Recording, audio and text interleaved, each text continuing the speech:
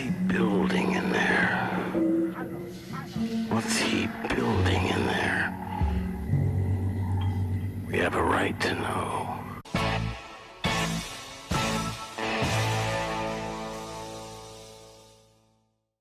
Welcome, everyone, to Reframing the Narrative. And this week we are super thrilled to have Michael Jaguar, or since we already have PJ and DJ, we might call him MJ just for fun. But Michael, thanks so much for joining us this week. It's a pleasure to have you on. And before we go anywhere, I think, why don't you just introduce yourself and tell our viewers what you've been up to and what's on your mind these days?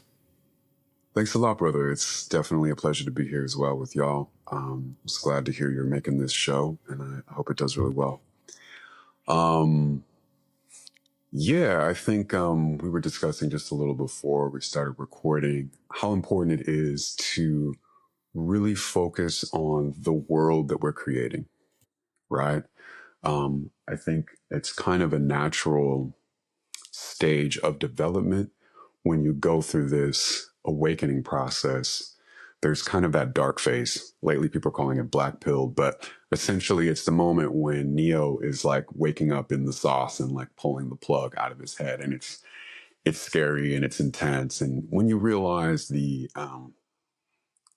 just the intensity of this small cohort of psychopathic individuals and kind of like how much they've pulled the wool over people's eyes.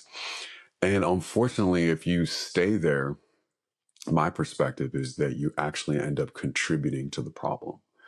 And what I like to encourage people to do is to really take their power back, the power that we have within us as souls in this human experience, connected with God, however you define that. But there is a divine creative intelligence behind everything that we're experiencing. So in that, there is an inner power, which is true power. Whereas the system that we are in the process of exiting, but is reaching a crescendo and a fever pitch, which can be intense, that is a model that is based on power over others, right? Power against others through force, through manipulation, through coercion. And in a lot of cases, through our, there's a term for it, I'm going to forget in law, but it's like, it basically, something consent. I wish I had it memorized right now in this moment. It kind of implied. Tacit or implied. Tacit or implied consent, yes. And so we've kind of got snared into this matrix we've been born in that many of us, our parents, didn't even know. And that's a whole rabbit hole of research with the birth certificates and what our signatures, the signatures carry power, all of this. But to keep the focus at the power that we do have, and then to use that to create. And that also, that power from within is really connected with our hearts and our minds. And when our minds and our hearts are in coherence, the field that we create can have dramatic effects on, right, even onto physical reality.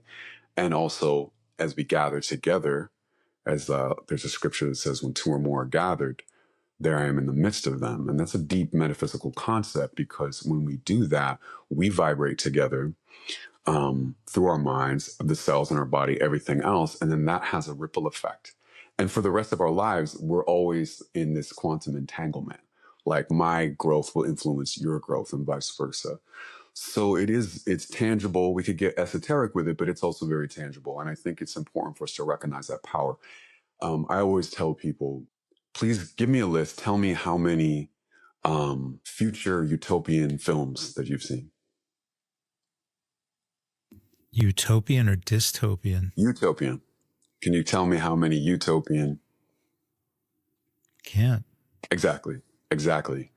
And there's a reason for that. And it's not because it sells, it's because that's what they're selling to us, is dystopian. And there wouldn't be such a concerted effort to do that if it wasn't for the fact that we are co-creative beings here on this earth, and that we have a creative power.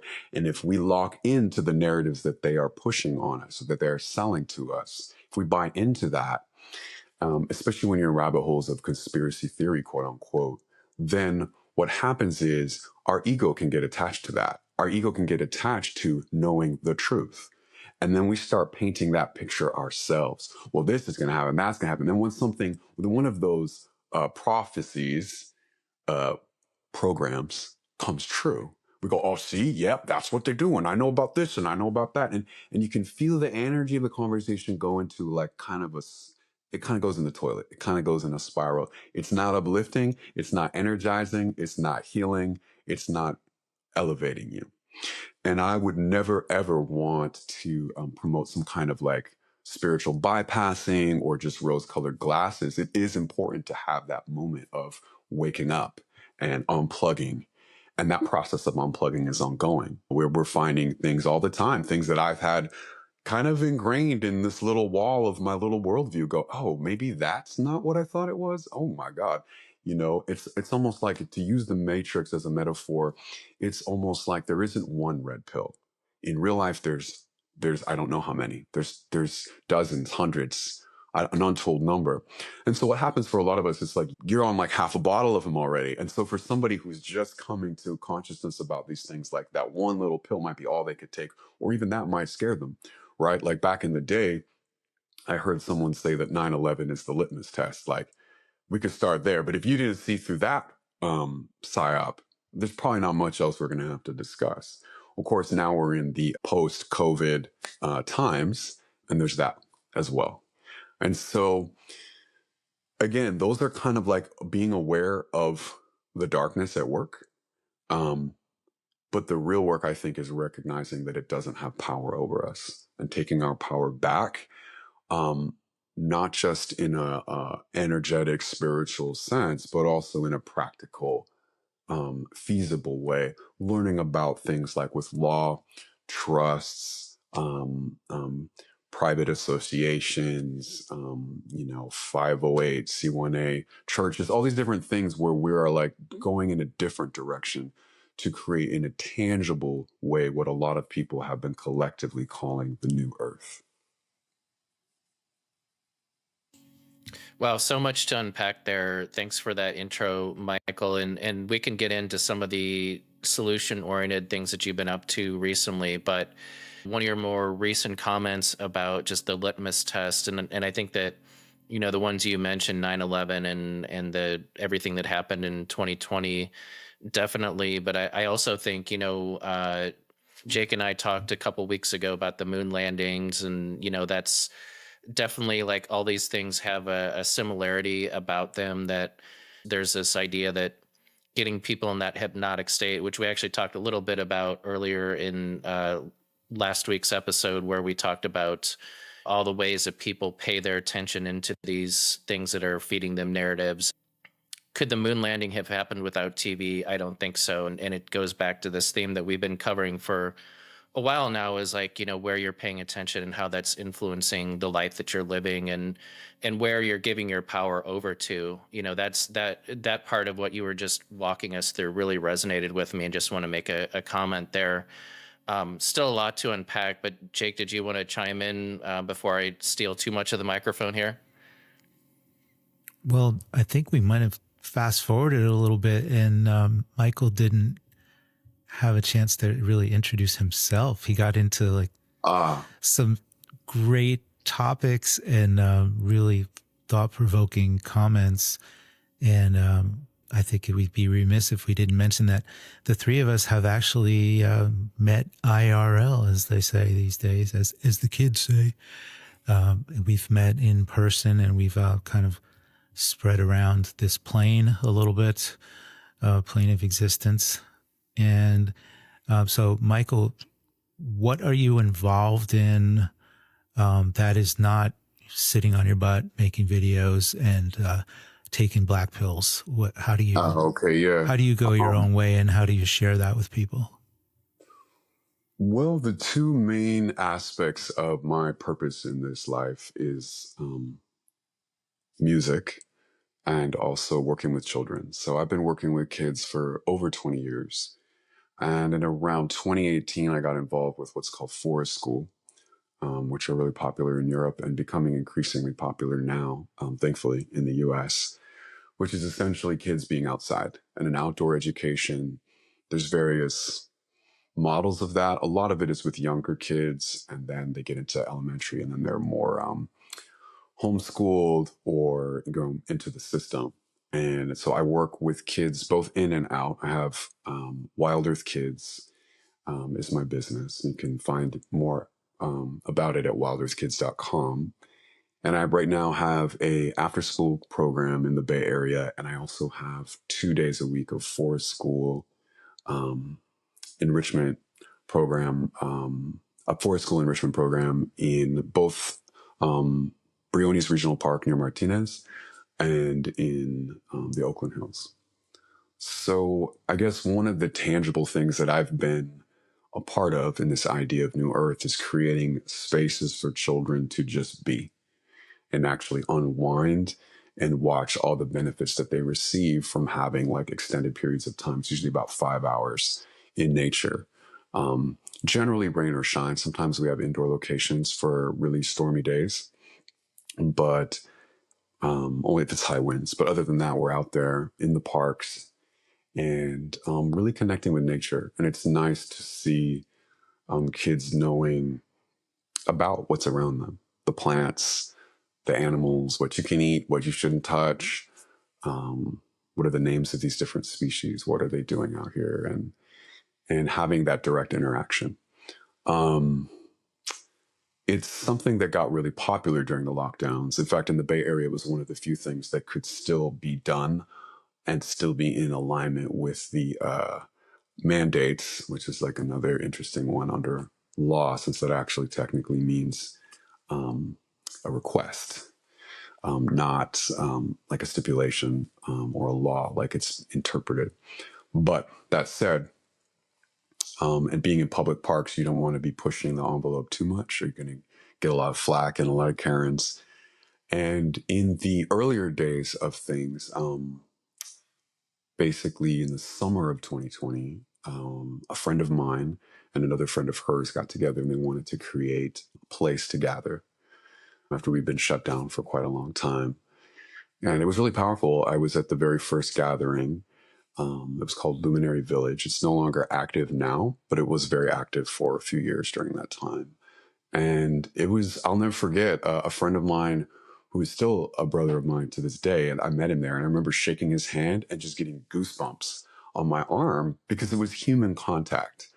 Other than with like very close family, I hadn't interacted with anyone really, other than like housemates somewhat and my own kids. There was no, I mean, the Bay Area was extremely intense. One of the most extreme places in the country with the lockdowns, which was ironic because you would see people in other states, parts of Florida and other states where they're just basically living their normal lives. And over here, there was intense fear. Everybody masked up and for a very long time. And so this little group was born and it grew and grew and was a thriving community for a while. It's a bit disbanded. A lot of people have moved out of state. Things are not shut down anymore. So the need for it isn't there like it was. But at the time, we used to say, oh, the pressure makes the diamond, because we'd feel a lot of pressure out in the world. It was very heavy. And it's very challenging for our kids that were growing up during that time and very traumatic for kids. And my own children were, you know, in puberty. It was a very difficult time for them, you know, transitioning, you know, in middle school and onto high school. So, and we've also seen the effects of how that affected young babies that were born just before or during in areas like this, where their IQ scores were greatly increased, like 15 points, which is a lot of points, especially for a baby, because the IQs aren't as high yet, when they didn't have any ability to read faces. Because this is, babies stare at your face. They're learning, they're taking information. And when all you got is this, and kind of heavy looks and back and forth, it's had a very negative effect on the children. So it was really a blessing and an honor to be a part of a group that didn't want to follow that. And so we had kids that were, you know, generally not wearing them. And so that eventually morphed into me creating Wild Earth Kids, and which is what I'm still doing now, working with homeschool kids. Today we were, I don't have it in front of me, but we were working on a deer hide, a raw deer hide, and we're cutting out patterns to create rattles. We're going to make a drum and rattles out of it. This was not a deer that I hunted, but I got it from a hunter that I know. And yeah, just these kind of bushcraft skills. Like, not all forest schools go that hard, and that would be probably too much for a preschool. But I have elementary kids that are 9, 10 years old that are able to do these things. Most of my kids right now are between the ages of 7 and up to 13. And yeah, I'm really trying to bring in an element of connection to nature, reciprocity, really connecting with the earth and nature as a living thing, and respecting the living things rather than just, I want that, take that, pick that. I always tell kids to, like, listen, just tune in and ask permission, and you'll feel it. You'll get a nudge. Is this cool to take, or is this not? And then I just trust them, because they need to learn to trust themselves. So whatever the kids say, I will just follow that, for the most part.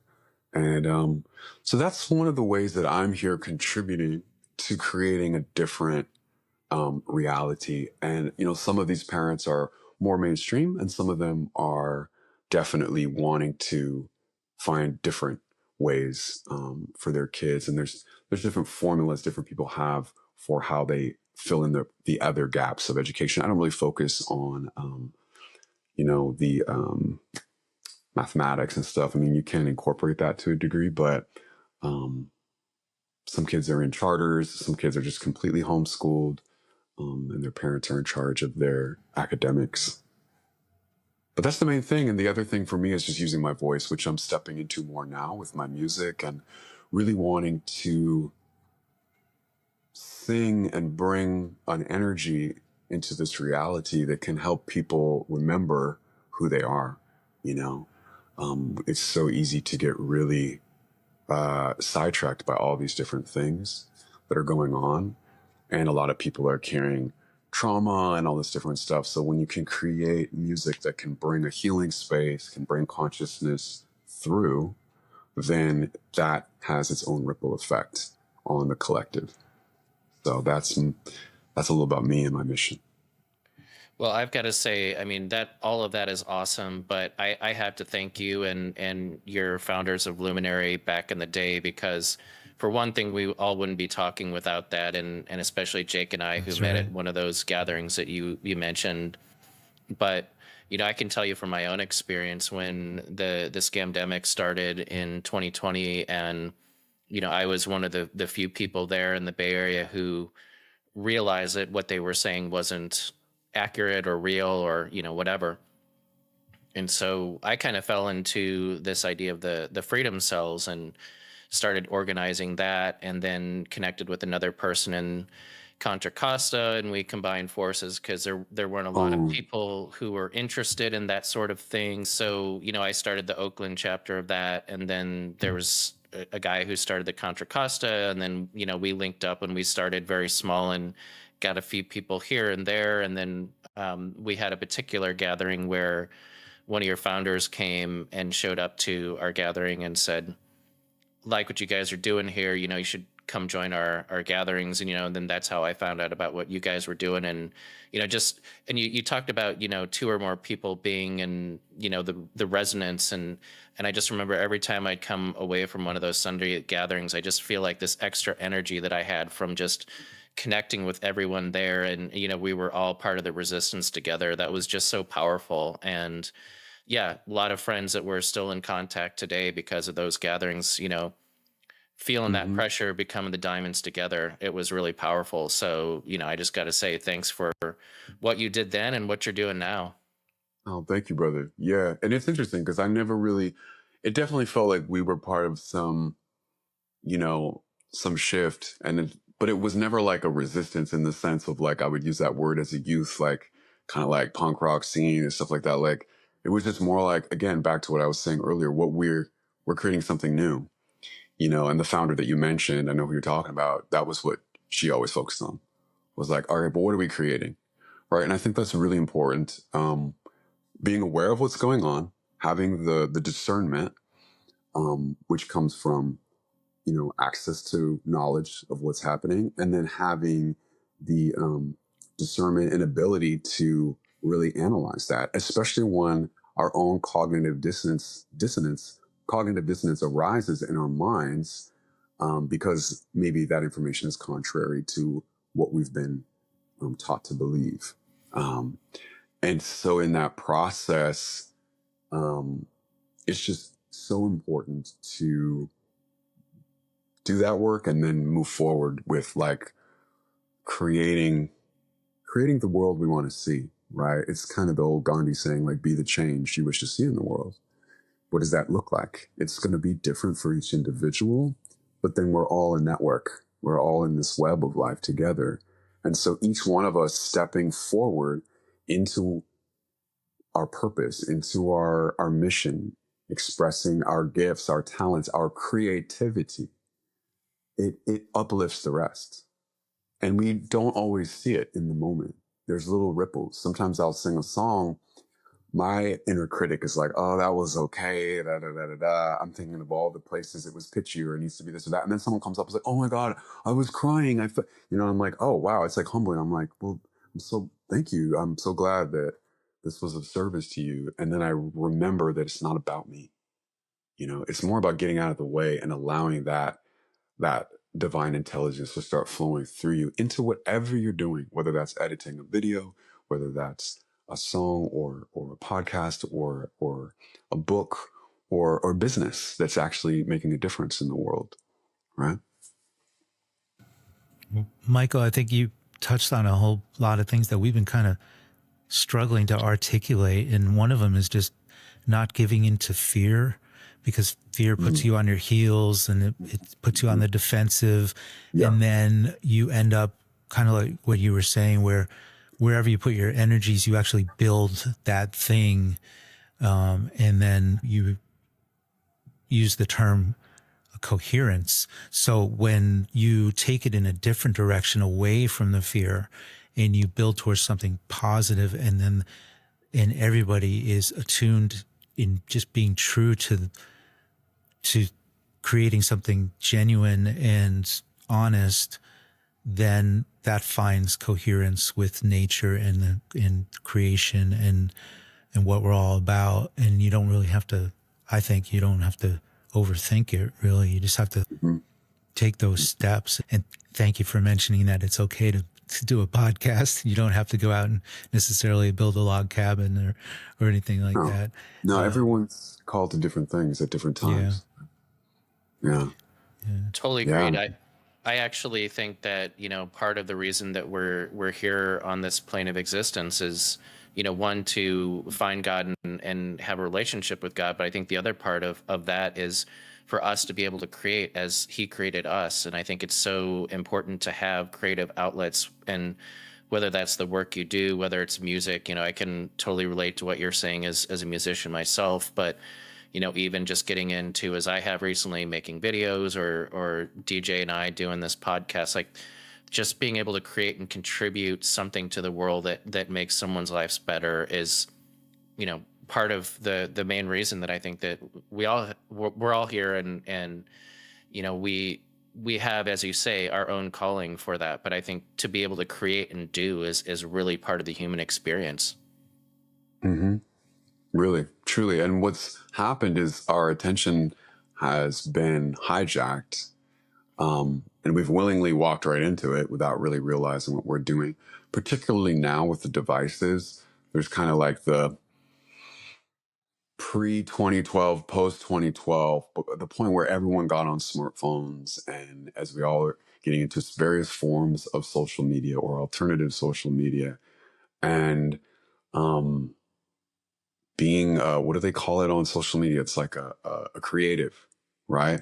Or you're a consumer, right? And if they and then they're selling our attention and learning about what we're into. So it's like, if the app is, what do they say? If the app is free, then you're the product. You're the product, right? Mm-hmm. And so it's just so important, to be creative. There's an artist, I haven't seen him in many years, but I remember years back, his name's Malik Seneferu in Oakland, and he's a painter, and he's always painting something. He's got new painting like every day, it seems like. And his hashtag, it wasn't even a hashtag, it was just type this on his Facebook, all caps, remain creative. And that's his slogan. And I never forgot that. It's like 2 words, and it's a profound little sentence, you know, because it's essentially the opposite. I mean, I've seen some of the stats recently where I think kids in our generation spent like an average of like 4.5, 5 hours outside or something like that every day. And now it's like 9 hours on screens between school and after school. And I mean, that's a whole subject of how that literally affects brain development and how it affects the brains, even of adults. I know I have had struggles with it, you know, and one of my things in 2025 was like, all right, I have to curb the research, right? Because that in itself can be just a dopamine hit addiction, even when it's positive things, even when it's learning about stuff, and whether that's uncovering the dark truth or creating this new thing. It's like, how many videos you're going to watch? How many times you're going to save something to a folder you're not going to open? How many times have I downloaded something on my phone? You know, it's like, well, what am I doing with the time I have? And I don't know how much time I have. You don't know how much time you have, right? Like someone had a quote attributed to Buddha that was like, you know, your problem is you think you have time, right? It's tomorrow. But then I will highly recommend, I could send you guys a playlist of ones that I've saved, but I've gotten really in the last year into listening to these NDEs, near-death experiences. And they can be, I mean, there's some weird ones out there, but there's some that are so profound. And I see this parallel over and over and over again. People from every walk of life, every religious background, every socioeconomic status, race, etc., but having their own unique experience in their NDE, but these common threads of like going back to the light, feeling all this love, seeing and experiencing colors we don't have here, and then having a life review where you are there and your soul can just kind of instantaneously see everything you ever said, thought, didn't say, etc. And you're kind of like held to that, like, okay, this is where you learned. This is where you served others. This is where you could have, but you didn't, et cetera, et cetera, et cetera. Or you've been off the mark way over here and you're actually here to do this. And in these cases, these people get that second chance where, you know, maybe they died on the operating table and they were out for 8 minutes or whatever. Some of them really long times. It's kind of insane. Like the stories that have been proven, like medical records, like how is he dead that long? But then come back. And I just get a lot of, what is it? I find it healing and inspiring. You know, when I'm lost in the muck of whatever is my stuff I'm dealing with, I'm like, oh yeah, this is why we're here.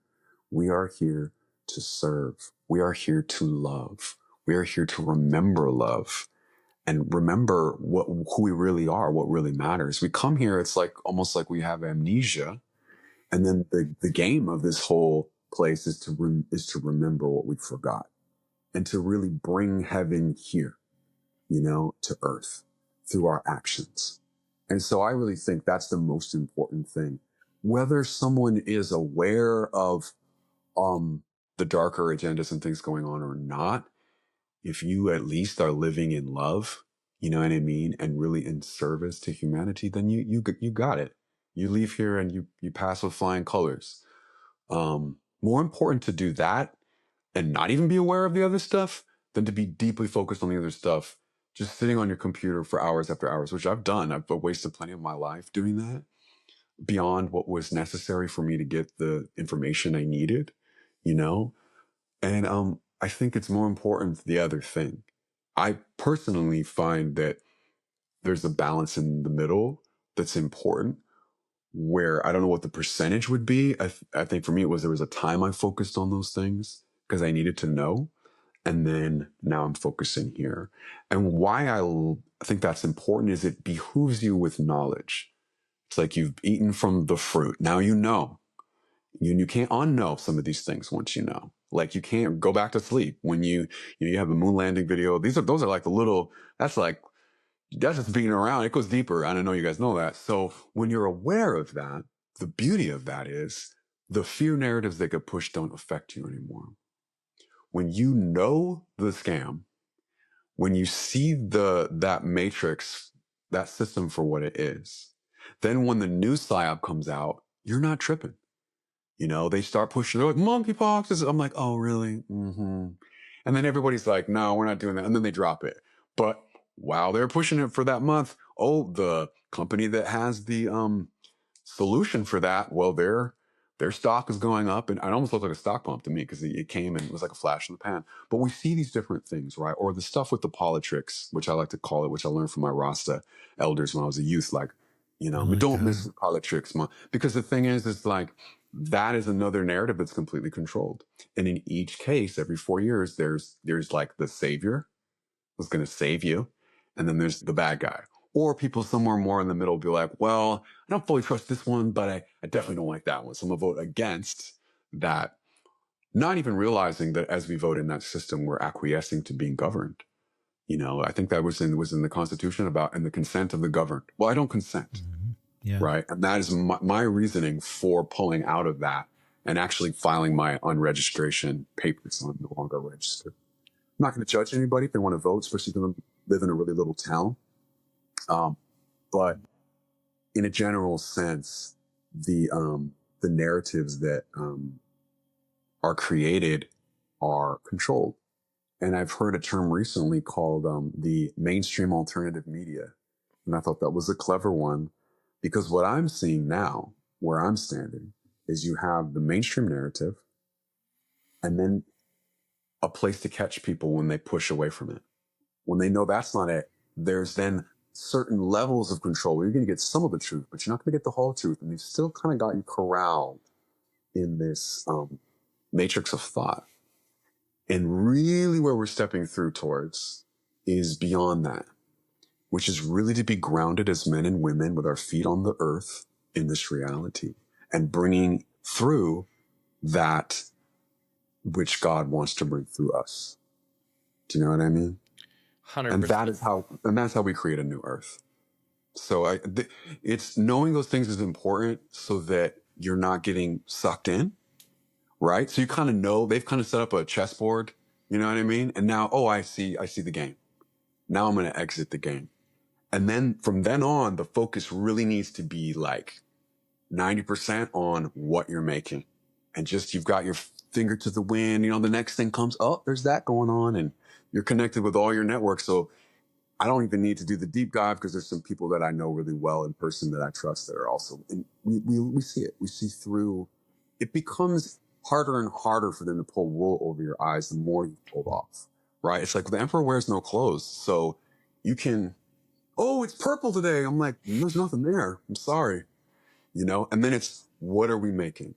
And in the tangible ways, and this is what I think is important, going back to there's a lot of different people studying law right now, like learning about how the way we think law is not the way it is, and learning how to navigate that. And different people are attempting different things to get remedy in those situations that come up. But our main thing is to pull to the side here and create the new. The old system is still going to continue. We don't know exactly for how long. I fully believe in my heart its day will come. All empires rise and fall, and we don't have to know how. Their narrative they push is it's all powerful. The only way out is through AI. You've got to get a neural link in your brain and all this nonsense. No, we don't. I will not. And there will be a time as that is crumbling, which honestly, I mean, a big enough solar flare can wipe out tech really quick. So in the end, they don't have the control. They're desperately trying to hold on to it. And you can see their fear in the way they were suppressing our little posts, our little tiny Facebook posts in 2021. And delete, you know. I have family members that got like deleted more than once. Like, over what? And you see the fear. And I pay attention to what we were allowed to say and what we weren't allowed to say. Again, coming back to these things that we can create, and there are tangible ways to create, ways to protect ourselves, having things, you know, having land and trust and businesses and trust and creating new networks. I have friends, at some point as his thing launches, I'll connect you, but like working on alternatives with economic ways, with ways to integrate cryptography with ways to have commerce, ways to have basically like a trading network, like a timeshare type of a thing. I'm not that techie guy to do that, but I have a friend who is, and there's people all over the world making these new ways of doing things. So the more Babylon, the more the system keeps coming with A, B, and C, we're like over here already on elemental P down here. You know what I mean? And then we'll have a space to catch other people. You know, if you've done healing work, you can hold space for your friend who maybe needs to do that work, right? As we learn, each one teach one. You know what I mean? So I definitely am a realist about like what we're facing right now. I'm not with rose-colored glasses to say everything's just Shangri-La tomorrow, but I'm going to plant the seeds for that tomorrow. You know what I mean? Every day. Well said. And there's so much to unpack from what you just described. And I'll just go with the theme of, you know, there's always some other side to trap you, right? And, you know, you, as you said, the mainstream alternative news or media, it's like Jake and I were talking about this on our last episode. I was talking about this last night at a freedom-oriented type of gathering, you know, this idea that everywhere you look, there's someone who's trying to sell you a slightly different version of the narrative, but it's got that 10% of, you know, untruth or just outright lies or deceptions. You know, big names that we all found in 2020 that I think a lot of us eventually realized didn't pass the sniff test, and, you know, stop giving them our attention. But the net was already cast before 2020 really popped off. Like, all those people were in place and ready to capture the people who went the other direction. Yep. And it really is. I mean, and getting to another point that you raised about paying your attention, like, where are you paying your attention to? And, you know, how is that affecting the life that you have decided to live? And I just think it's ultra important to really, in going back to something you mentioned earlier, which is a common theme for our episodes, is discernment. Like, really, what is this person trying to ultimately deliver to me, whether it's consciously or unconsciously? You know, what's the message that they're trying to deliver through their music, through their media, through whatever. You know, I think that's really important to pay closer attention to. And it can be something as what seems inconspicuous, like, you know, a lot of these, I don't know the last time you've been to BitChute, but a lot of these alternative platforms now are pumping ivermectin or, you know, HCQ before you watch a video. And it's like, you remember all the debates that happened back in 2020 where people are like, oh, well, you got to give that to us. But, you know, a lot of people don't realize that was just one more trap. It's another way of the system trying to get you to poison yourself unnecessarily. So I'm going to pause and let Jake make a comment there, because I'm still mentally unpacking everything you said, which was awesome, by the way. But yeah, it's just talk about coherence. Like, you probably haven't even heard a single episode of what we've done, but you just kind of tied all our previous episodes and what we've been getting at together so eloquently and beautifully. So thank you for that, Michael. And one thing that did come to mind was we have somebody that was put out as one of those heroes in 2020, and now he's like in the big seat in HHS, and you know, we have all those traps, one of them being gain of fiction. A congressional report came out and concluded that there was a lab leak and all that, and how many people went and followed that trail. And then I think one thing you mentioned was kind of like, where is the point at which you say, okay, I've done enough of this research, I've done enough reading and this consumption of information and the passive assimilation of things. It's almost reminds me of the term that we have, just book knowledge. You know, I've never really looked up to PhDs, no offense to anybody that's just really bookish and achieved a lot in school and everything, but I was never personally super impressed, because to me that was like people that just were comfortable in an academic environment and maybe thrived in that, and then didn't necessarily translate anything to the real world in action. And you can kind of see, like, Substack is a great platform. You could spend all day reading Substack articles and commenting on Substack articles, but then where does that translate to real action? So getting to one thing that popped into my head as you were discussing the forest school and how that works was, how do parents come to what you're doing and what different directions do they take? Like you mentioned, some might be homeschooling, some might actually be, their children might be in charter schools, but how do they come to bring their children to that kind of program? Thank you for your question. A lot of it's been word of mouth, to be honest. I have had some students sign up just from like dropping a little flyer in like a homeschool group on Facebook or something. I have been lately for my camps, I've been running ads on Instagram, and that's bringing in some people. But for my homeschool program, I do have a few students who I've had from that whole time, from the very beginning, from 2020. I think I have 2 left now, and they were younger, and now they're older, and then I have some. It was word of mouth, and I don't. What I do is focusing on solutions. Again, I don't get into this stuff with kids or parents. There's some of them that I knew from before, so I already know like what page they're on. And then maybe sometimes in context, I might mention something, but very lightweight.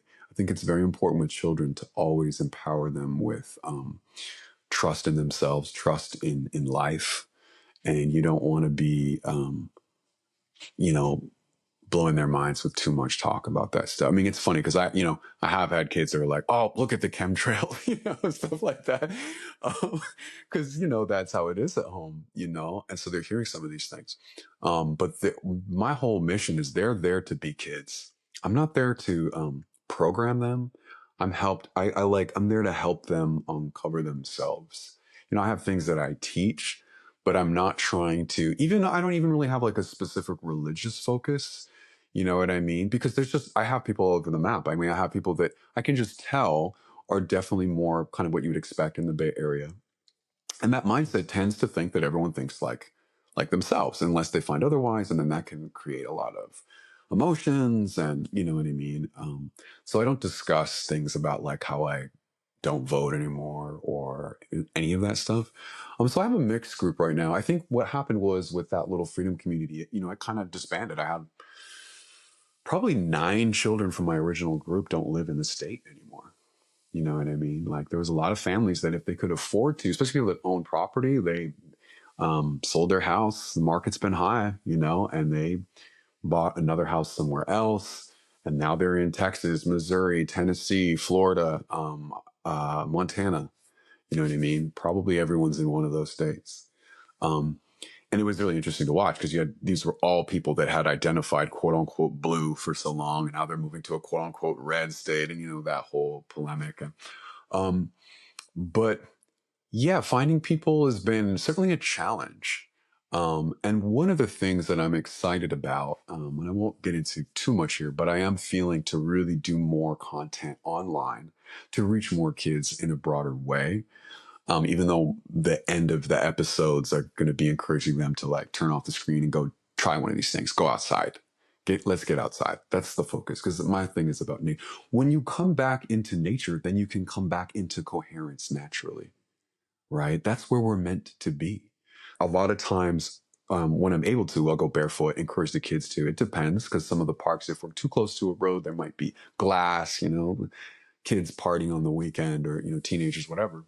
But when that's not a factor, yeah, getting that grounding. And I'll explain it to them scientifically. There's an electron exchange. There's this thing where the energy's discharging out of you that you're collecting from all these screens and indoor time into the earth and coming back into you. And I started really noticing that on the days I'd be barefoot most of the day, I'd be less tired at the end of the day. Working with children is a balance. It's a lot of multitasking. Depending on the day, the personalities of the kids and the ages of the kids, it can be very tiring. With young kids, which I used to work with, it can be extremely exhausting. But noticing the tangible difference in my energy when I am grounded.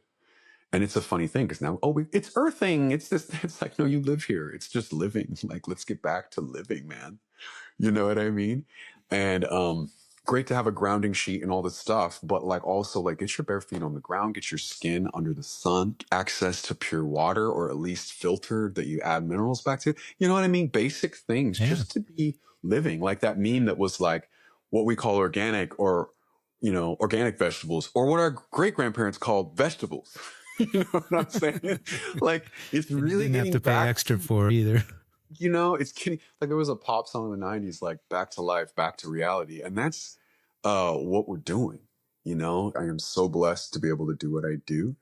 And part of New Earth for me is getting land, being able to steward land and not to own it, but to, caretake it and have it in trust, with a small community of like-minded people. And these are popping up all over. I have friends doing this in different states, different countries. And I think that's going to be very important in the days ahead. And I think that is kind of written, it's kind of like we have this power to do this. Even in going back to like the conspiracy, quote unquote, like there used to be able to find this easily. They finally took it down after years. But I'd love to get my hands on a Forbes magazine from 2017, I believe it was. The whole own nothing and be happy narrative, which was written by someone in association with the World Economic Forum. I forget her name.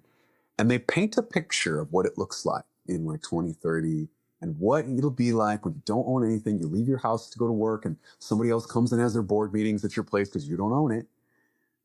All your food is just delivered to you. It's all like Wall-E,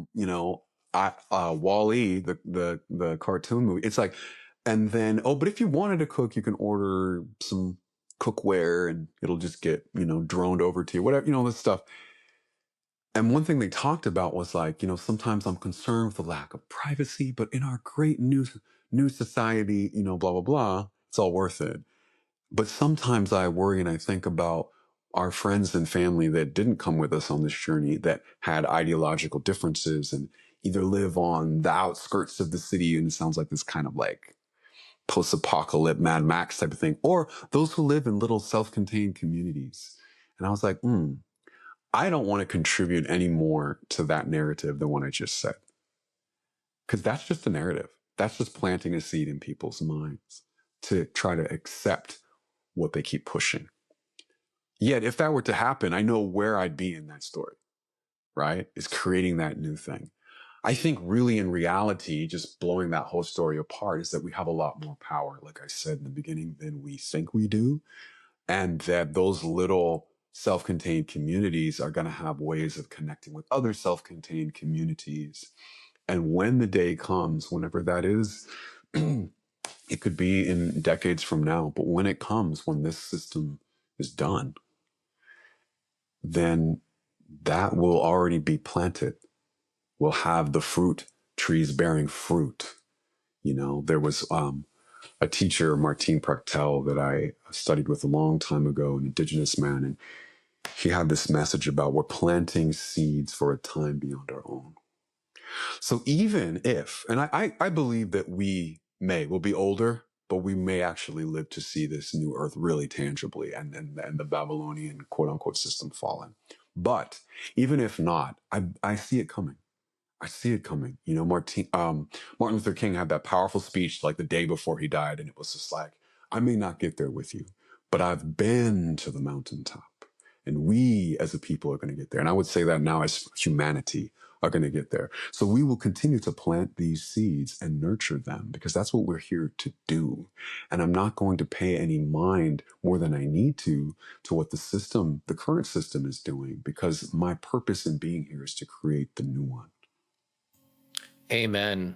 Wow. Just eloquently said. And, you brought up an interesting point in a way that I want to dig into a little bit, which is, you mentioned that with Luminary disbanding and things kind of going back to quote unquote normal, it seems like there's not as much pressure for people to be taking these actions, to be gathering, to be just communing with each other. I don't know what I'm out of touch with the freedom community of the Bay Area since I left and came to Texas, but I'm just curious, do you still see a lot of intentional gathering with people, or for them to build these small communities to be ready for when the next shoe drop? Because personally, I do think that we've got something or some things coming even this year. I mean, we talked about this in our early episodes, that this was the year that Alice Bailey and, Madame Blavatsky and some others have been talking about 2025 for decades upon decades. And, even red-haired man, when he took office, talked about the golden age. And we just have to believe there's something coming, but there's no pressure for people to be, building together right now. There are people like yourself who were forward thinking and thinking ahead and could be more ready than others. But, what's the pulse in, I guess, just at least in the Bay, what's the pulse like there? And, we talked off air before we jumped on about Confluence, and, that's coming soon. And, maybe you can talk a little bit about that and how that ties into, how are people still talking and building? I think that I think there's maybe some people that would come to those gatherings that were kind of dipping their toes in the water. Maybe they disagreed with certain things that were going on, but we're really clinging to the idea that this will all be over and we'll be on to the next, and like you said, quote unquote, back to normal. But I would say the majority of people who either were already awake to certain things before 2020 and that psyop, or woke up during that one. I have friends that was the thing that did it for them, and then the whole thing opened, or the whole charade fell, right? Most of us, I think, know that it is important to continue the journey. This is why I'm talking about what I'm talking about, and the stuff about law, land. Like right now, for me, this is part of my thing about like expanding my work, because it's going to require resources to create this, right? And my current work isn't going to provide that, And so it's all the more, I still think there is a pressure. The problem is we can kind of fall back asleep and not think about it. Oh, that might happen. This might happen. Which one's going to come true? Blah, blah, blah. Which Simpsons episode is going to manifest this year? Blah, blah, blah. You know what I'm saying, right? But I'm very aware of that. And I feel the what I call the pressures of the times, even though I don't have people doing these insane lockdown restrictions like the Bay Area or Sydney, Australia, or these places where it's gotten intense. It's there. It's in the back of my mind. And it is pushing me forward. And I've been feeling it this year without knowing some of the things you were just saying, but just feeling this year. And the years ahead, and knowing there's this 2030 agenda and with the UN, et cetera, 2030 goals and all of that. So thinking of it as a window to really get to work, as the old saying goes, make hay while the sun shines. The sun is shining right now. And if we got a glimpse of what it's like for it to be a cloudy day, so to speak, back in 2020, all the way through 22 here in the Bay, I mean, it just went on and on, then it's important right now to get to work, do it with love, do it with your passion, and get to work, because again, tomorrow's not promised for anyone.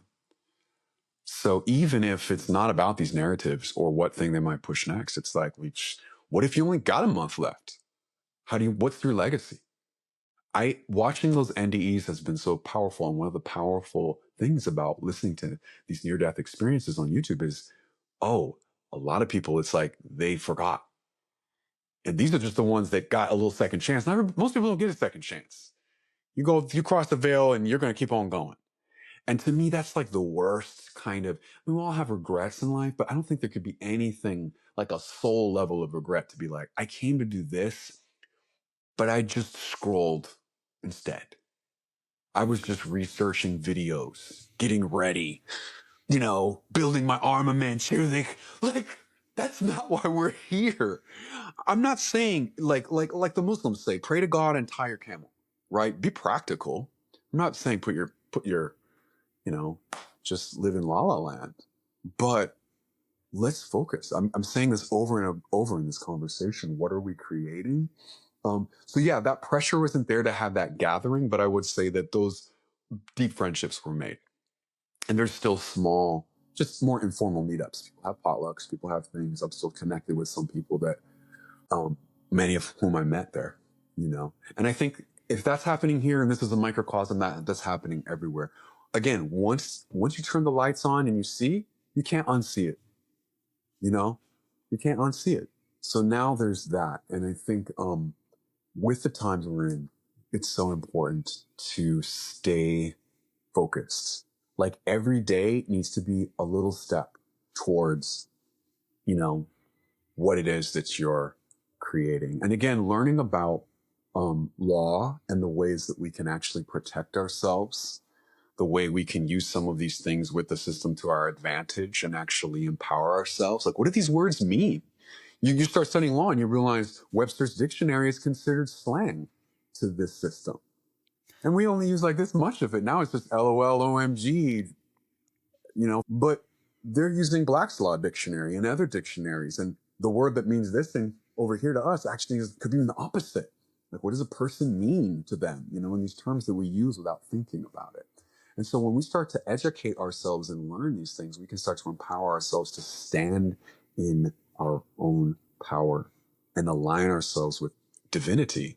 Because the ultimate thing is, the whole concept here is there is no one between me and my creator. There's no one between you and our creator, right?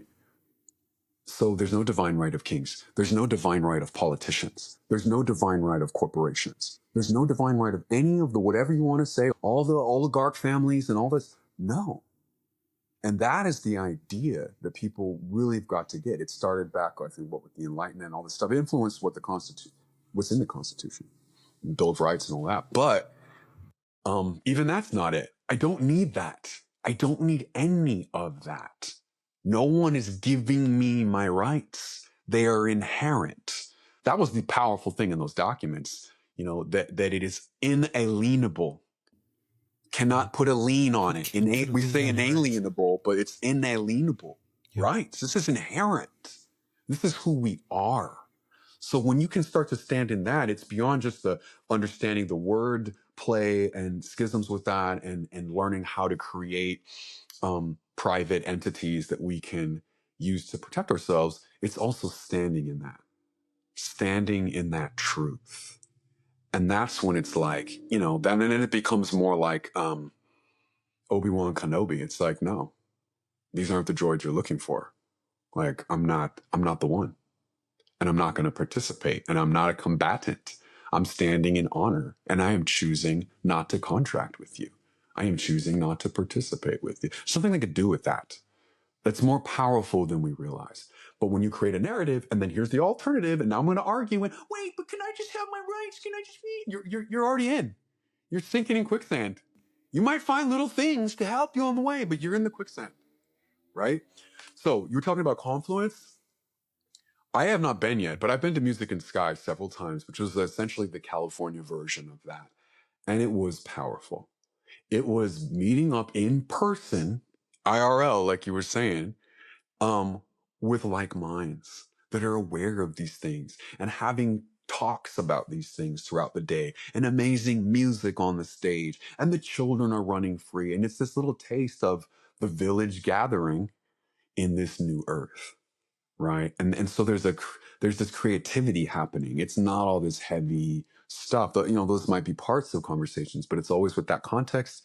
And then what is it that we're doing? So I would highly recommend, if especially you're out in the Austin area, Confluence is the Texas version of this event. And this one looks to be amazing. They've got this big pond with some magnesium minerals. So I guess it's like blue. The water's blue and it's a camp out. You can camp out, or if you're in the area, you can go home at night. But speakers talking about every aspect of what I'm saying, way beyond what I can say.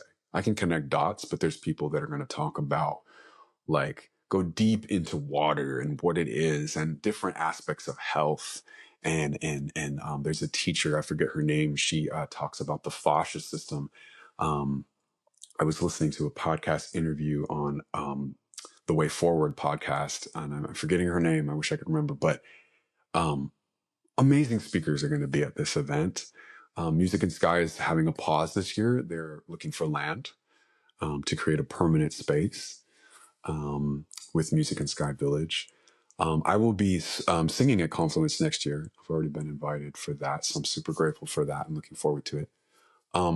There's just something very powerful when you can get a group of people together that are on the same page. Even with these small gatherings, they're not huge. There might be like 500 people. I don't know how, maybe Confluence is a little bigger than Music and Sky, but it's just potent to be in that field. Back again to what I was saying earlier about how we're vibrating together, right? Like that coherent field that we create. It's potent. Like this conversation has been amazing. And this is just three of us. But when it's 300, do you know what I'm saying? It's a whole other level. And we're out in nature. And from that, I think so many things tangibly have been starting to and will continue to be created. So again, we can create this reality that we're wanting to create, this new earth, as we call it. Man, I couldn't agree more. And I definitely am going to be checking out the details for Confluence and seeing if I personally can go. But totally agree that like just being able to have conversations like this is so important, not just to stay connected, but you know, I might have a little bit of information that you don't, and you might have something, you know, you might know something a little bit more. And just like as a community, as a, you know, brotherhood, if you will, that, you know, we're all sharing amongst each other, and we're sort of in our own ways collectively preparing for what could come next. And as you say, building for the future. And I think that's just so powerful. Knowledge is power. The, you know, the quote unquote controllers know that. And if we're sharing our own knowledge and, you know, helping each other in some way, then we ultimately win. Mm-hmm. Definitely. It's important to be able to see a future so you can prepare for it. And I think a lot of people get caught up in, like you said, Michael, the black pilled aspect. And when you get caught up in that, you get back on your heels, you can't even see a future. And so I love, we haven't even mentioned the name, but I mean, the organizer or co-organizer of Confluence is Alex Zach.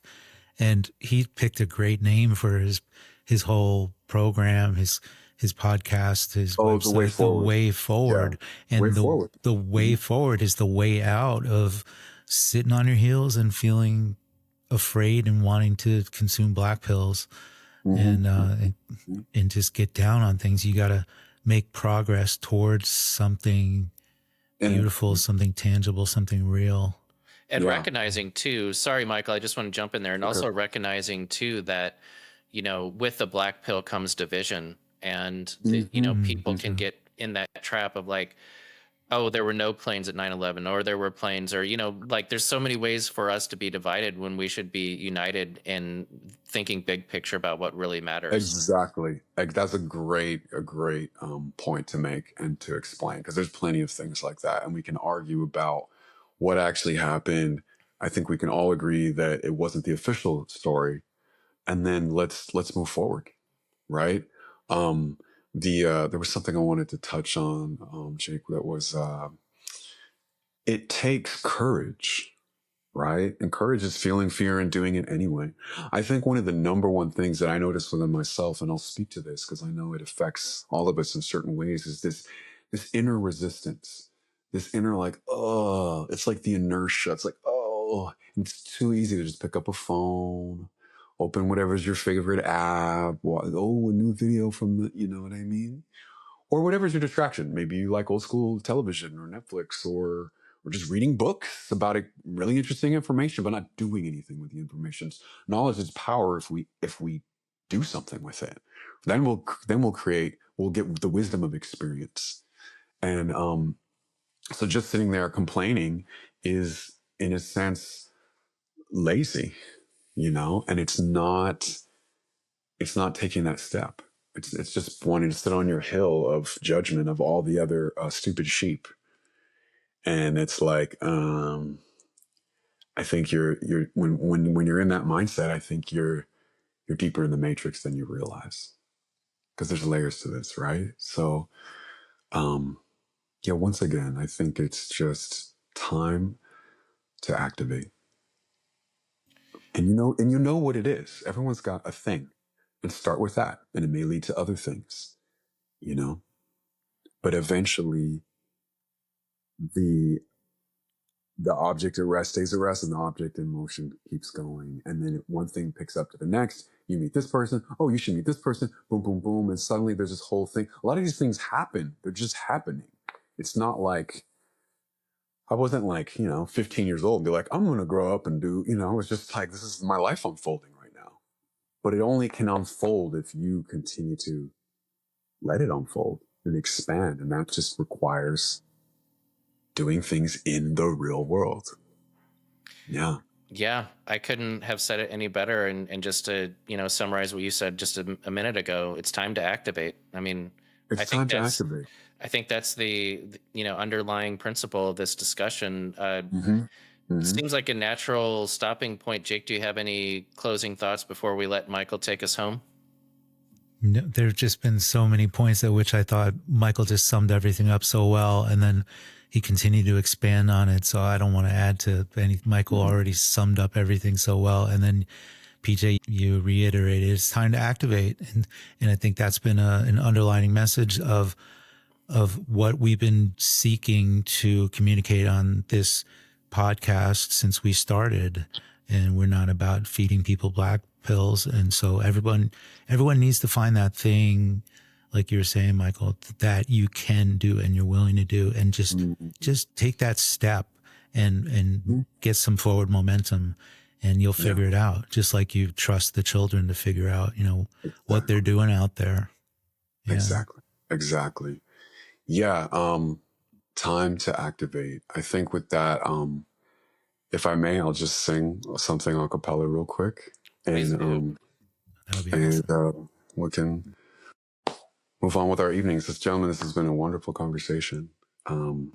So yeah, I just give thanks. I give thanks for the one mind, one spirit. I give thanks for God manifest through this conversation.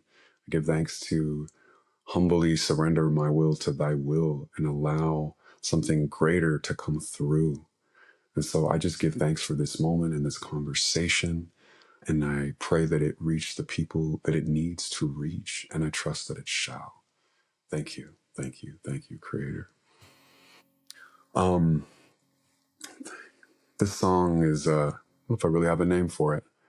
I've been calling it You and I for a long time.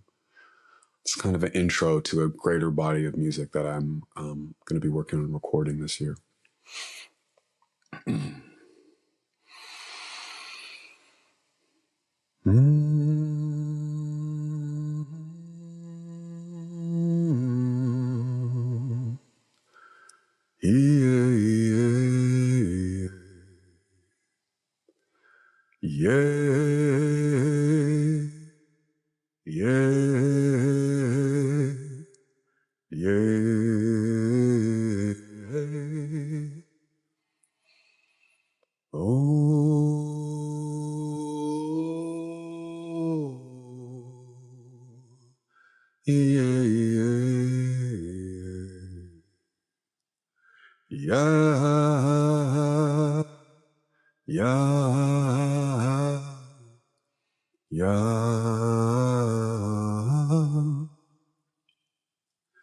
You and I, reflections of infinite truth, infinite love. There's no separation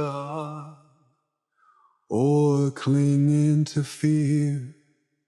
Relax, my friend, the time is here. We know who we are, and so we must rise to do what we've come here to do in this life. So open the door, let the light in. Each one shall teach one. It's time to begin. So you and I, reflections of infinite truth and infinite love. There's no separation or clinging to fear. Relax, my friend. The time is here.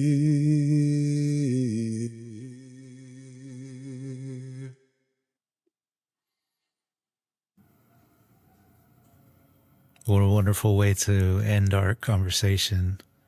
We don't need any more editorials beyond what you just sang, Michael. Thank you so much. Yeah, that was beautiful. Thank you for having me.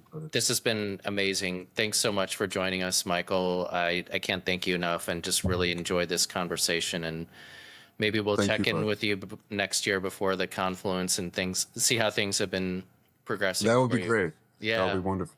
I would look forward to it. It's been a beautiful conversation. Thank you so much for the invitation and for creating this space. Absolutely.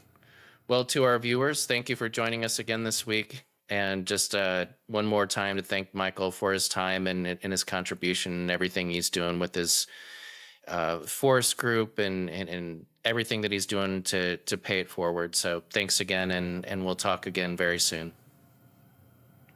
Thank you. You just have to flood a country's public square with enough raw sewage. You just have to raise enough questions, spread enough dirt, plant enough conspiracy theorizing that citizens no longer know what to believe.